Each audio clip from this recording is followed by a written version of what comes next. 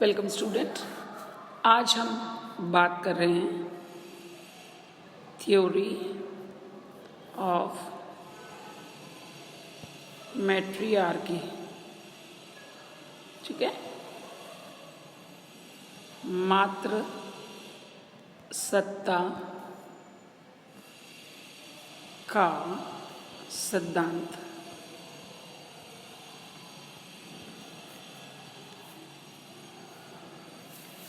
देखिए, इसके main propounder है ब्रेफॉल्ट, और उन्होंने एक पुस्तक लिखी द मदर।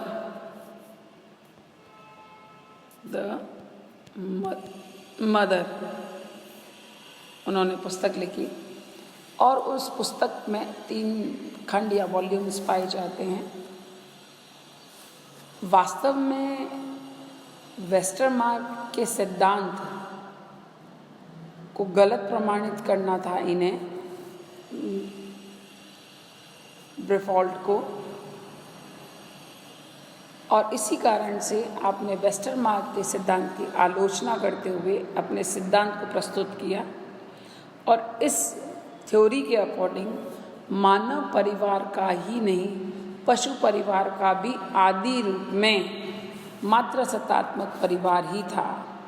ब्रेफॉल्ट ने अनेक मातृवंशीय मात्र सत्तात्मक जनजातियों का उल्लेख करते हुए ये बताने का प्रयास किया कि शुरू में स्त्री पुरुष का यौन संबंध बहुत ही निश्चित न होने के कारण संतान प्राय यह नहीं, या बच्चा यह नहीं जान पाता था कि उसका पिता कौन है। बच्चे के साथ पिता का संबंध न हो जुड़ सकने के कारण, चाहे वो वास्तविक हो या सामाजिक नियम के पालन करने के फलस्वरूप, पिता की परिवार में कोई विशेष स्थिति या स्टेटस नहीं होता था। ऐसी अवस्था में पिता संतान का संबंध नहीं, बल्कि माता संतान का संबंध ही परिवार या पारिवारिक जीवन का एक महत्वपूर्ण संबंध था। परिवार में माता की स्थिति इम्पॉर्टेंट थी, इसलिए उसी की सत्ता जो है होती थी। और मानव परिवार जो होता था वह मात्र सत्तात्मक परिवार ही होना स्वाभाविक। क्यों कि जैसे मैंने आपको अभी थोड़ी देर पहले बताया कि चूँकि फीमेल को जो है, nature has gifted female to bear the child, प्रकृति ने जो है स्त्री को ये दिया है कि वह संतान उत्पन्न करना और संतान की परवरिश भी जो है इनिशियल स्टेज पे माँ पर निर्भर करती हैं। तो जो रिलेशनशिप पहले जो बना वह माँ और बच्चे के बीच में बना, और चूँकि वह उसको ध्यान रखती थी तो सत्ता भी जो थी वो माता की, या हम कहें स्त्री की होती थी। ब्रेफॉल्ट ने जो एक बहुत इम्पॉर्टेंट बात जो लिखी है वह है कि पशु परिवार, जिसमें यह आशा की जाती है कि मानव के सामाजिक समूह का जन्म हुआ मात्र सत्तात्मक है।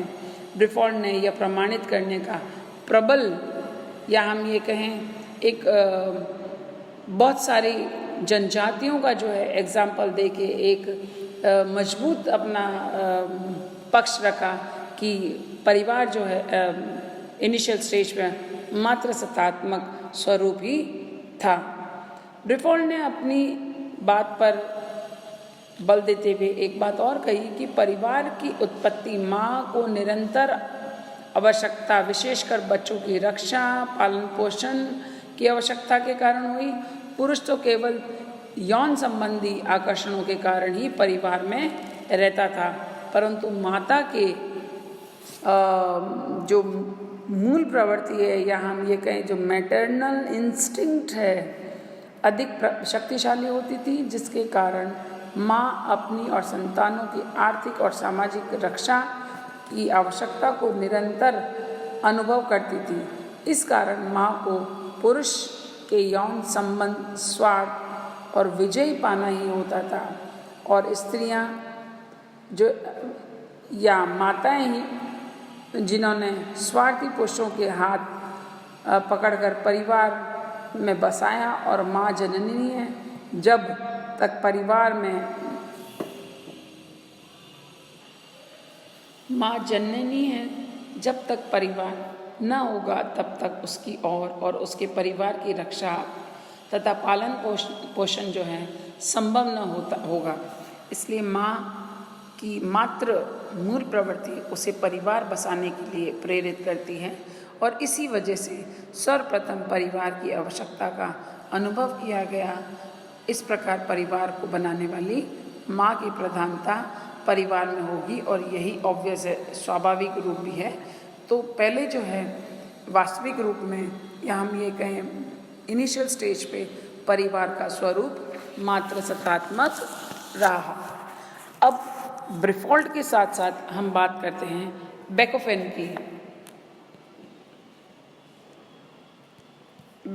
की। इन्होंने भी जो है वह मात्र सत्तात्मक परिवार, वो परिवार का उदय, या हम ये कहें कि इनिशियली फैमिली की जो फॉर्म रही है, परिवार का जो स्वरूप रहा है, वह मात्र सत्तात्मक रहा। उसका कारण यह था कि मानव जीवन के प्रारंभिक काल में पिता या तो पुरुष जो होता है वो शिकार की खोज में घर से बाहर जंगल में चले जाया करते थे, और बहुत दिनों तक उन्हें जंगल में ही रहना पड़ता था। अपने और बच्चों की रक्षा और जीवन धारण जो रिस्पॉन्सिबिलिटी होती थी, वो जो है संपूर्ण दायित्व माँ पर होता था। अपने और बच्चों की रक्षा और जीवन धारण के लिए माताएं फलों को बीन कर लाती थी, बीज को जमीन में बोती थी और घर की देखरेख करती थी। तो इससे